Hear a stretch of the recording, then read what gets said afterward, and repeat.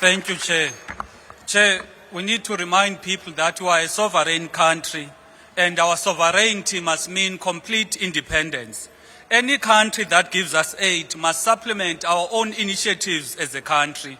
We must never allow aid to be used to undermine our national interest. The halting of aid by the US is in response to us addressing historical injustices of land dispossession, which is widely recognized. Therefore, it is clear aid is not really about genuinely helping a country. It is about managing a country to govern itself in a manner that serves the imperialists. We should never allow our sovereignty and national interest to be undermined by those who give us aid. Those who give us aid want the status quo of inequality, poverty, landlessness, unemployment, and all the evils of apartheid to remain unchanged. We need to close ranks and unite and pursue total transformation of our country. We can't be dictated by other countries on how we must correct our domestic problems that emanate from the over 400 years of colonization and apartheid. We are in this position of aid being used to manage us because we don't own the land, the natural resources, and the economy of our country. We are still conquered even though we got democracy in 1994. What we must do now is to leverage our mineral resources instead of begging for validation and money from the US.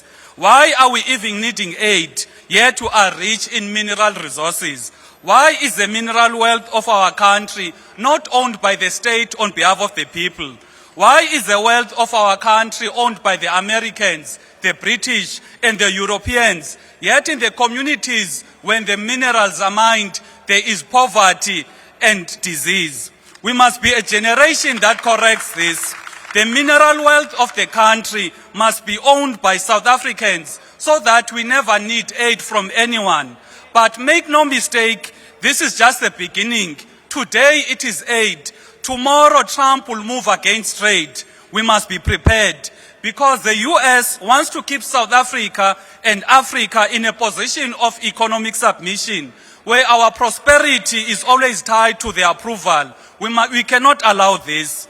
We must aggressively expand our trade relationships beyond the US market. The African continent presents immense opportunities. The BRICS alliance is open for business. Why should we continue to rely on those who see us as nothing than a pawn in their global chess games? Lastly, Chair, if the country was serious, AfriForum and Solidarity would have been long charged with treason.